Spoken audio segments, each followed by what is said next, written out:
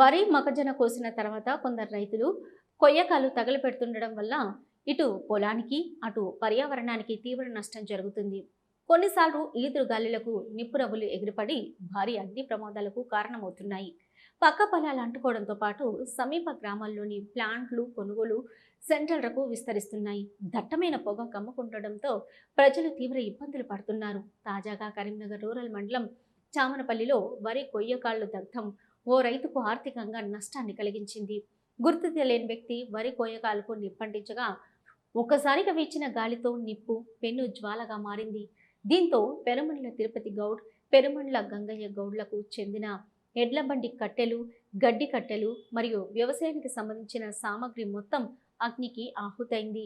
ఇలా వరి కొయ్యకాలకు నిప్పంటించకుండా అధికారులు చర్యలు తీసుకోవాలని కోరుతున్నారు బాధితులు. అయితే తనకు 40,000 రూపాయల వరకు నష్టం జరిగిందని, తనను ప్రభుత్వమే ఆదుకోవాలని కోరుతున్నారు.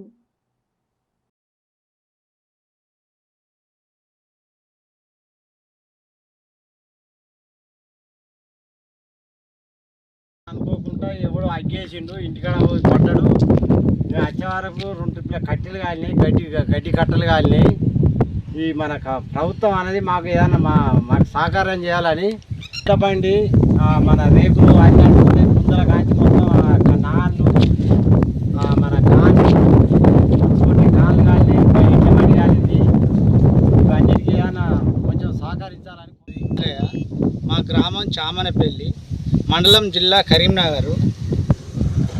ఓలో వ్యక్తి అదనంగా అగ్గేసి ఇంత నట్టం నాకు ఒక 30-40 వేల నట్టం చేసిర్రు. పనిముట్లు, వ్యవసాయానికి సంబంధించిన పనిముట్లు మొత్తం కాలబెట్టిర్రు, పట్టవాటిది.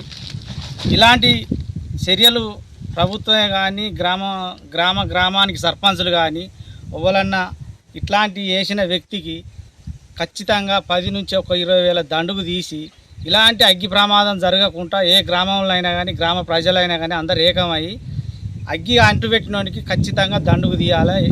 నాకు మాత్రం ఒక 40 వేల నష్టం జరిగింది. అన్ని పనిముట్లు, టిల్లర్ టైర్లు, నాగాన్లు, కాన్లు, అచ్చుకాన్లు, అచ్చుమొద్దులు అన్నీ కాలిపోయినాయి. ప్రతి ఒక్క వస్తువు కాలిపోయింది.